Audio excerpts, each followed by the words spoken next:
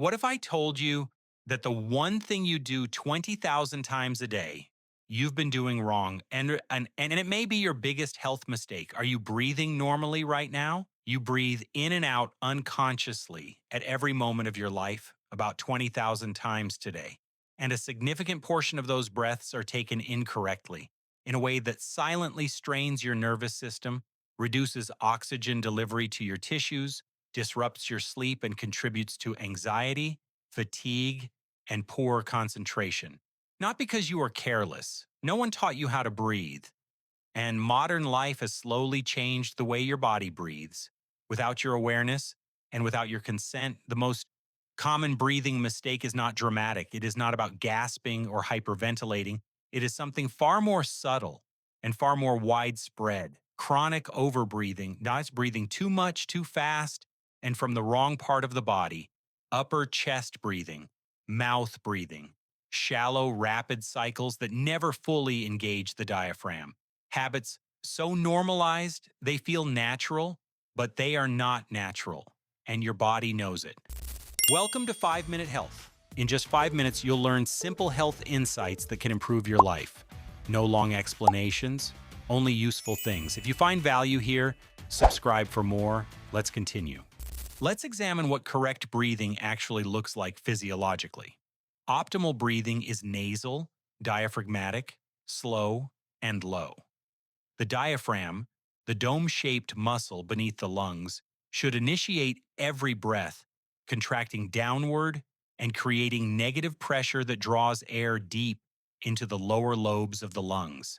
These lower lobes contain the highest concentration of parasympathetic nerve receptors, responsible for activating the body's rest and repair state. When breathing is shallow and chest-driven, these receptors are never reached. The first consequence of chronic overbreathing is carbon dioxide imbalance.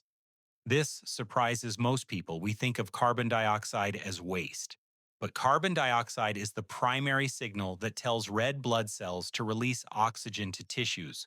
When you overbreathe, carbon dioxide falls below optimal, and oxygen, despite being plentiful in the blood, is held too tightly by hemoglobin and not efficiently released to the brain and organs. This is called the Bohr effect.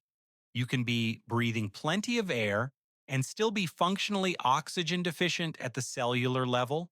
The second consequence is chronic nervous system dysregulation. Every breath sends a direct signal to the brain via the vagus nerve.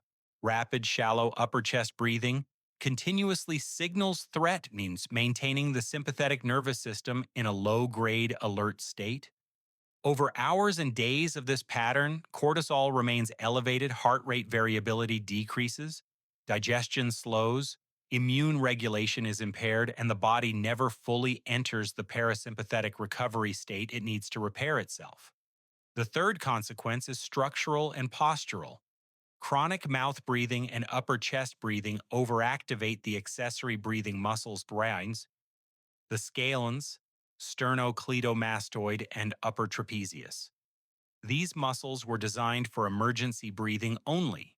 Using them constantly creates chronic neck and shoulder tension, forward head posture, and jaw dysfunction. It also changes the shape of the face and airway over time, measurably in adults and especially in children. The correction is not complicated. Breathe through your nose at all times, including during light and moderate exercise. Practice slow, diaphragmatic breathing cycles of approximately 5 to 6 breaths per minute. Extended exhalation, breathing out longer than you breathe in, directly activates the vagus nerve and shifts the nervous system toward parasympathetic dominance. These are not relaxation techniques. They are the physiological baseline your body was designed to operate from. The breath is the only autonomic function you can consciously control. It is the bridge between the body you have and the body your nervous system believes you are in.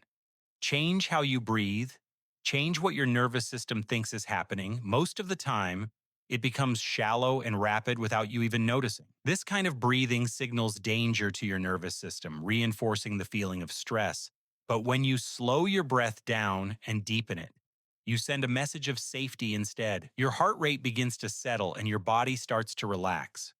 With practice, conscious breathing can become a powerful tool to regain control in challenging situations. Have you ever paid attention to how you breathe during a stressful moment?